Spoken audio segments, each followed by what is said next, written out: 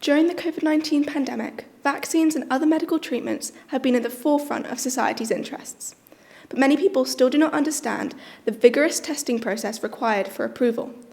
Understandably, a big question in regards to any COVID vaccine is how and why it was approved so quickly. The primary answer is that the research that led to a COVID vaccine, specifically mRNA vaccines, has been going on for years. mRNA, or messenger ribonucleic acid itself, was discovered in the 1960s and is a single strand of ribonucleic acid that corresponds to a specific gene sequence. This is then read by a ribosome to synthesize a protein. Essentially, it helps the body learn and create necessary proteins. In late 1987, an experiment using RNA provided the basis for cells to absorb mRNA and begin producing those proteins.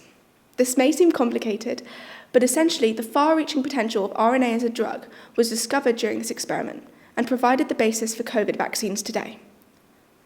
Not only that, but Andrew Pollard, the head of AstraZeneca clinical trials, says that because of the two previous coronavirus outbreaks, SARS in 2002 and MERS in 2012, there was already a lot of effort put into manufacturing these types of vaccines. Coronaviruses themselves are simply a family of viruses that cause respiratory or intestinal disease in humans and animals.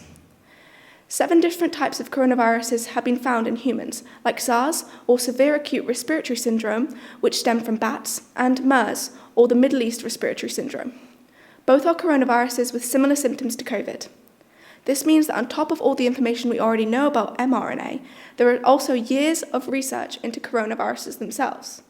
Dame Sarah Gilbert, who pioneered the AstraZeneca vaccine, was already working on a MERS coronavirus vaccine just before the pandemic. So these vaccines have had years of hard work and research put into them, even before this pandemic began. Clinical trials themselves are a set of controlled tests done on all new medicines or vaccines. They often start with cell trials, then animal trials, and finally 4 sets of human trials. Phase 1 human trials are a small group of healthy volunteers. Some will receive the drug, and others will receive a placebo, a false drug. The researchers used this comparison to look for side effects and the right dosage. Phase 2 trials consist of repeating the comparison on a larger group of people who are more susceptible, for example, older people or people who are ill. They do this to look for short-term side effects. Phase 3 looks to test on a very large group of people, even thousands. Phase 4 is a rolling trial. As vaccines are used, they are constantly checking the research. These trials are used to effectively determine vaccine efficacy and safety, ensuring that it will save lives. In order for the government to approve a vaccine in the UK, they have to have completed all 3 main stages of clinical trials. This was not different for any COVID vaccine. The regulators must evaluate all data from preclinical, clinical trials, and how the vaccine is manufactured to decide whether or not to grant a medical license.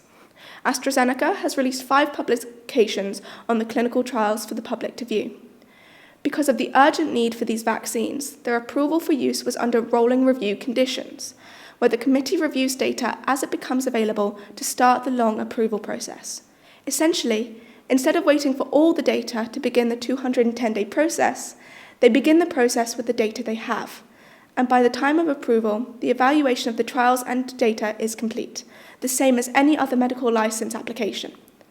All this does is speed up the process, whilst maintaining the strict health conditions required for any vaccine or drug to be approved. So, the COVID vaccines being used today were achieved and approved quickly, as a necessity for the pandemic, but their safety has not been compromised at any stage of the process. If you have any further questions, please refer to the gov.uk or NHS website, or speak to a member of the school medical team. Thank you.